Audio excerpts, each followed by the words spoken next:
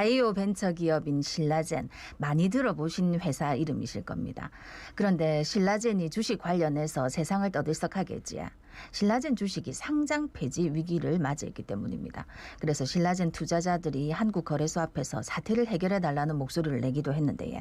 오늘 신라젠 사태 정리해보고 현재는 어떤 상황인지 알아보겠습니다. 예, 국제신문의 안세희 기자 전화 연결돼 있습니다. 안세희 기자 안녕하세요. 안녕하세요. 네, 안녕하십니까. 예, 신라젠이 정말 뉴스에 많이 나왔었거든요. 이게 네. 뭐 어떤 회사인지 모르는 분들도 있고 저도 좀 막막하거든요. 뭐 어떤 회사입니까? 네, 일단 바이오 기업 신라젠은 2006년 부산대학교 산학협동관에서 출발했습니다. 예, 설립자가 당시 부산대 의과대학 교수였고 암 치료제를 개발하는 부산대 연구팀을 이끌었는데요. 예. 신약에 대한 가능성이 높게 평가되면서 부산시가 출자해서 만든 펀드에 투자를 받기도 했습니다. 작년까지만 해도 부산에 본사를 뒀었습니다만 경영 효율화를 이유로 서울로 이전을 했습니다. 네. 예. 예, 신라젠이 일단 개발해온 신약을 있는데 이게 바로 팩사백인데요. 네. 이 팩사백은 암세포만 선택적으로 공격을 해서 파괴가 가능한 동시에 환자의 면역력도 유지를 시켜 암 환자들의 기대도 크게 받았습니다. 임상 시험을 거듭하며 좋은 성과도 냈던 신라젠은 2016년 12월 기술특례 상장 방식을 통해서 코스닥에 진입하게 됩니다. 상장을 위한 수익성 요건은 갖추지 못했지만 기술력의 우수성을 인정받아 상장 기회를 얻게 된 것인데요. 상장한 이후 바이오 업계와 투자자들의 더 많은 관심을 받게 되었습니다. 네. 그러다가 이제 신라젠 주가가 폭등했던 계기가 있었지. 어떤 때입니까? 예, 그렇습니다. 그 주가가 올랐던 것은 역시 신약 팩사백에 대한 기대감 때문인데요. 2017년 하반기부터 팩사백이 글로벌 임상 3상을 진행한다는 소식이 알려지면서 주가가 연이어 상승하기 시작합니다. 임상 3상은 신약이 출시되기 전 마지막 관문이라 볼 수 있는데요. 시장에서 평가하는 팩사백의 가치가 1조 원에 이르는 상황이었고 임상 3상을 통과하면 판매가 가능하기 때문에 투자자들의 관심이 크게 쏠렸습니다. 예. 정말 승승장구하면서 한때 제약 바이오 섹터 대장주로도 꼽혔습니다만 아시다시피 임상 중단 소식 전해지면서 주가가 급락하게 네. 됐죠. 그러니까 암 치료제가 나왔는데 다른 세포는 건드리지도 않고 암 세포만 찾아가지고 죽인다는 거예요. 그리고 2상까지는 어느 정도 했고 글로벌 3상 그러니까 이제 정말 유수의 기업에서 그 검증을 하는 거기에서 3상만 통과하면 이제 완벽한 그 암 치료제가 나온다. 이러니까 주가가 많이 올랐겠죠. 어느 정도 오른 겁니까? 네, 정말 많이 올랐습니다. 신라젠의 코스닥 상장 첫날 종가를 보면 예. 12,850원으로 확인이 됩니다. 12,850원. 예, 예, 12,850원이요. 예. 시가총액은 8천억 원에 못 미치고 코스닥 상장사 시총 순위를 따지면 22위로 출발을 했는데요. 예. 1년도 채 지나지 않은 2017년 11월 30일 가격을 보면 가격은 장중 기준으로 최고 15만 2,300원까지 찍었습니다. 첫날 가격과 비교하면 12배 가까이 불어난 네. 거고요. 시가총액 또한 10조 원 가까이 늘어나면서 코스닥 상장사 시총순위 2위까지 올라갑니다. 이날 종가로만 계산을 해도 약 760% 상승률이 나옵니다. 네, 뭐 어마어마했는데 그러다가 이제 아까도 좀 말씀드렸지만 신라젠에서 신약 개발 가능성이 없었다. 요게 밝혀져가지고 주식이 많이 하락했고 뭐 그랬는데 지금 주식 산 사람들 반응은 어땠습니까 그때? 예, 일단 그 당시 개발 가능성이 없어진 상황을 좀 말씀드리면 네. 예, 예. 신라젠의 임상 3상 실패가 알려진 건 2019년 8월입니다. 2019년 8월. 예. 네네.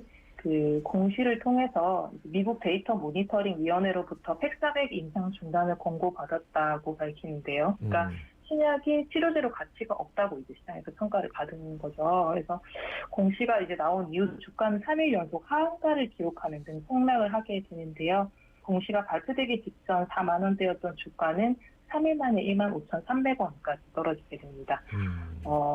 주가가 폭락을 하자 개인 투자자들의 피해가 특히 좀 막대했는데요. 이유는 신라젠이 소액주주 비율이 상대적으로 높았기 때문입니다. 대표나 대주주 지분을 제외하고 93%가량의 지분이 모두 소액주주, 즉 개인들의 지분으로 나타나고 있습니다. 예. 예. 특히 부산, 경남, 울산 지역 투자자 비율도 15% 정도로 다른 상장사에 비해 높은 편에 속하는데요.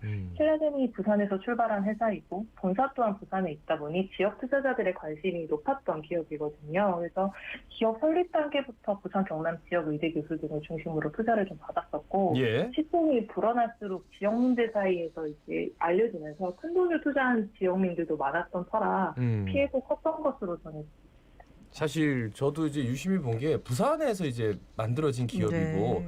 부산에서 만들어진 기업이 암치료제를 발견했고 이게 곧 상용화될 수 있다. 뭐 이런 얘기가 나오면서 정말 많이 화제가 됐었는데 그런데 이제 임상을 더 이상 진행하지 말아라. 신약으로서의 가치가 없다.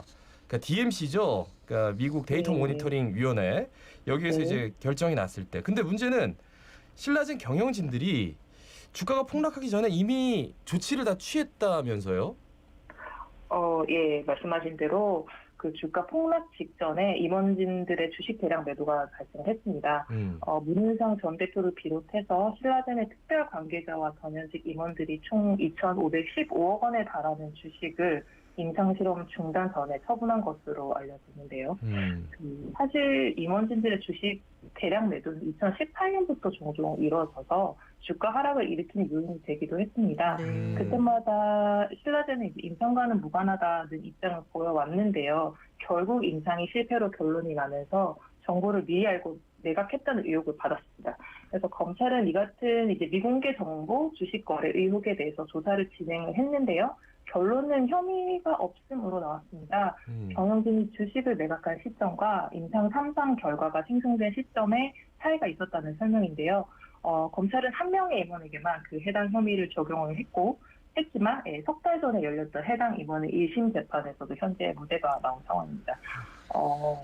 신라젠의 거래 정지가 이 같은 미공개 정보 주식 거래 때문이라고 아는 분들이 계시는데요. 일단 정확한 거래 정지 사유는 임원진이 검찰의 배임 혐의 등으로 공소가 됐기 때문이고 현재 조사를 받는 임원진에게 적용된 혐의는 자본시장법 위반 등으로 신라젠이 상장 이전에 페이퍼 컴퍼니 등을 통해서 회사 직원을 부당하게 취득한 부분이 되겠습니다. 네. 예. 이래저래 개인 투자자들만 너무 힘든 상황인데 근데 이제 이 신라젠이 주식 투자자들 사이에 말고 유명해지게 된 계기가 투자회사 밸류 인베스트 코리아 여기가 뭐 여권 정치인들하고 관련이 있다. 신라젠 사이에 뭐 서로 뭐 의혹 있다. 요거였다 아닙니까? 어떤 내용입니까? 예, 맞습니다. 신라젠 임상 3상 실패 이후에 특히 언론의 관심을 좀 받았던 배경에는 정치권과의 연루 의혹이 있었죠. 네. 상장 이전에 신라젠의 최대 주주였던 밸류 인베스트 코리아의 대표가 여권의 정치인들과 인연이 있었다는 점이 부각이 되면서 신라젠의 성장에도 어떤 힘이 작용한 것이 아니냐 이런 의혹이 불거졌습니다. 유시민 노무현재단 이사장이 과거 신라젠의 기술 서명에서 출발을 했다는 사실도 당시 회자가 됐었는데요. 네. 일단 검찰은 조사 결과 밸류 인베스트 코리아와 신라젠 사이에 유착은 없는 것으로 결론은 냈습니다. 밸류 인베스트 코리아 이철 대표는 지금 다른 금융범죄 혐의로 구속 수감 중인 것으로 알고 있습니다. 그러니까 결국 신라젠이 이제 상장 폐지 위기 지금 거래 정지인데 작년 11월 30일에 결과가 나왔네요. 결과를 좀 짚어주시죠. 예. 신라젠은 작년 이제 임원진들이 기소가 되면서 한국거래소의 상장 적격성 실질 심사 대상이 되었고 주식 거래가 함께 중단됐습니다. 이 심사는 말 그대로 상장을 유지하는 게 적절한지 따져보는 것인데요. 적격성이 없다고 판단되면 상장 폐지가 되는 것입니다. 적절하다고 평가되면 거래가 재개되는 것이고요. 첫 번째 심사는 작년 8월에 열렸는데 늦은 시간까지 이어진 회의에도 결국 결론을 못 내고 결정을 연기했었습니다. 당시 신라젠 주주들의 거래직에 촉구 목소리가 엄청 났었거든요.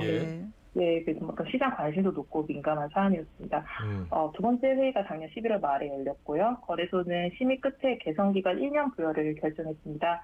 부여기간 1년 동안 경영을 정상화한다면 상장을 지속하겠다는 것인데요. 1년 안에 경영 개선 계획이 이행되면 심사가 재개될 수 있습니다. 회의 내용은 비공개이지만 알려진 바로는 예전 경영진에서 문제가 발생한 만큼 최대 주주를 변경하라는 권고가 있었던 것으로 전해집니다. 예. 지금 이제 신라젠 어떤 상황입니까? 예, 지금 상장 폐지 위기를 겨우 벗어난 만큼 경영 정상화에 전력을 다하는 모습입니다. 경영진도 모두 교체됐고요. 임상 실험도 지속하고 있습니다. 경영 정상화의 핵심은 이전 경영진과의 관계를 끊어내기 위해서 최대 주주를 변경하는 것, 그러니까 즉 신규 투자자를 유치하는 건데요. 문은상 전 대표 등 특수 관계인의 지분 약 7%를 넘어서는 주식을 사들이는 투자자가 필요한 상황입니다. 참고로 문 전 대표의 주식은 압류돼서 매각이 불가능한 상태고요. 예. 네, 이 7%를 넘어서는 주식 가격은 이제 당시 거래 중단 가격으로 계산을 해보면 약 640억 원 규모가 나옵니다. 네, 가격을 좀 낮게 발행한다고 해도 못해도 500억 원 이상 필요하다는 얘기인데요. 신라젠 측은 투자자 유치를 위해서 모든 노력을 하겠다는 입장입니다. 실제로 최근 신라젠 임원 8명은 사임서를 썼습니다. 당장 일을 그만두겠다는 뜻이 아니라 최대 주주가 새롭게 선임되면 경영권을 자유롭게 행사할 수 있도록 최대한 보장하겠다는 의지를 보이면서 투자 유치의 긍정성을 나타낸 거죠. 예, 말씀 여기까지 했습니다. 고맙습니다. 고맙습니다. 네, 안세희 국제신문 기자였습니다.